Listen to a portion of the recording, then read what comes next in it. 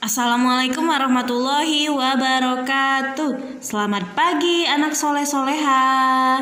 Oke, bagaimana kabarnya hari ini? Oke, alhamdulillah, semoga anak soleh dan sehat selalu ya.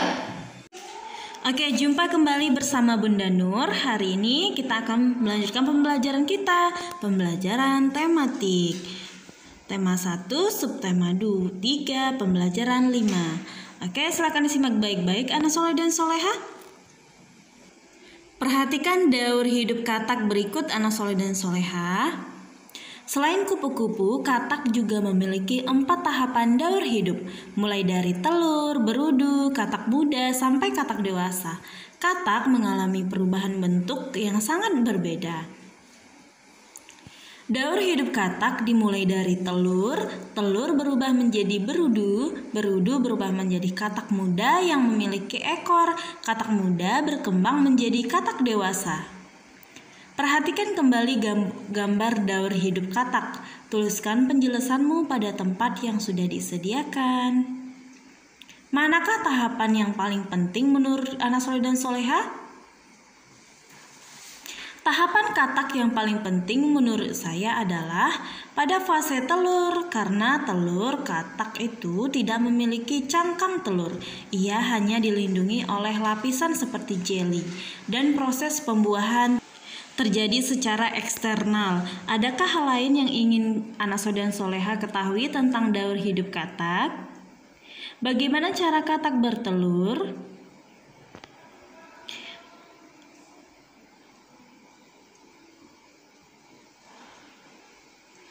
Hari ini anak soleh dan soleha sudah belajar tentang pertumbuhan kupu-kupu dan katak.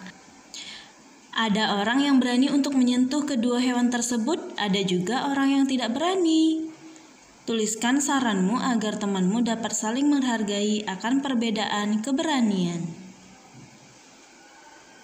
Menasehatinya dan mengingatkan tidak semua orang suka dengan katak. Ada juga orang yang merasa takut ketika melihat katak. Kita harus menghargainya dan membantunya agar dia tidak merasa takut dengan katak.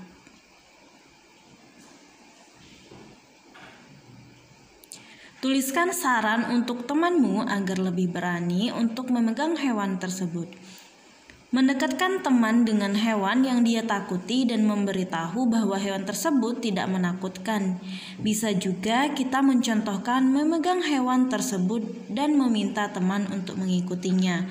Semua orang memiliki keberanian yang berbeda-beda. Kita harus menghargai perbedaan itu. Kita juga harus membantu teman agar bisa lebih berani.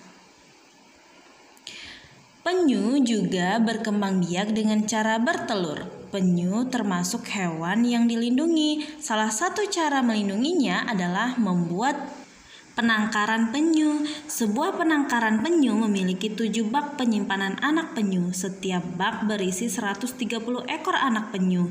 Berapa banyak anak penyu semuanya? Bagaimana kamu menyelesaikan soal yang ada pada cerita tersebut? Ayo anak soleh dan soleha, kita selesaikan. Di sini kita kerjakan sama-sama ya untuk menyelesaikan soalnya. 130 sama dengan 100 ditambah 30. Kalikan masing-masing bilangan dengan 7. Lalu jumlahkan. 7 dikali 100 sama dengan 700. 7 dikali 30 sama dengan 210. Jadi hasilnya 700 ditambah 210 sama dengan 910. Jadi banyak anak penyu semuanya adalah 910. Sampai di sini bisa dipahami anak soleh dan soleha?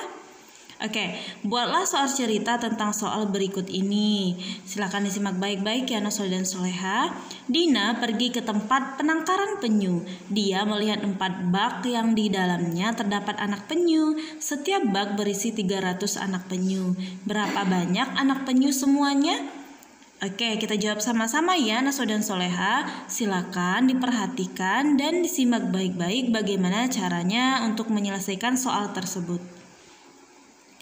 Di sini 300 dikali 4. Kita kalikan dulu dari satuannya atau dari belakang. 4 dikali 0 sama dengan 0, 4 dikali 0 sama dengan 0, 4 dikali 3 sama dengan 12. Jadi hasil 300 dikali 4 sama dengan 1200. Jumlah anak penyu semuanya adalah 1200 ekor. Sekarang coba anak soleh dan soleha perhatikan pertumbuhan nyamuk tersebut. Nyamuk memiliki daur hidup seperti hewan lainnya. Daur hidup nyamuk dimulai dari telur. Telur nyamuk berada di atas air. Ketika sudah menetas, telur menjadi jentik-jentik.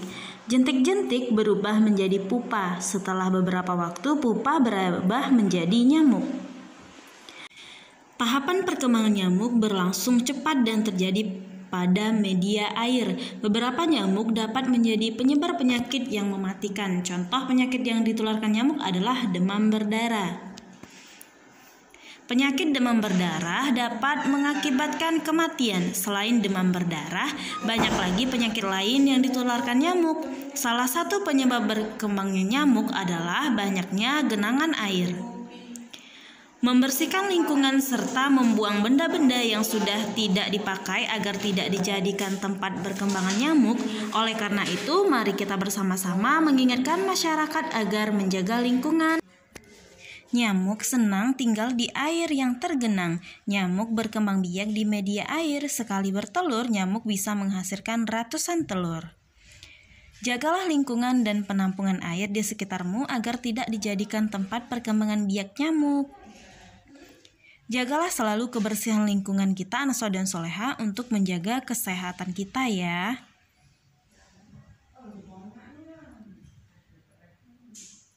Sebuah rumah sakit setiap hari dikunjungi 130 orang pasien dalam waktu 3 hari. Berapa banyak pasien yang mengunjungi rumah sakit? Banyak pasien dihitung dengan perkalian. Perhatikan perkalian 130 dikali 3 dengan cara bersusun berikut ini. Yang pertama 3 dikali 0, hasilnya 0. Berikutnya 3 dikali 3 sama dengan 9. Kemudian 3 dikali 1 sama dengan 3.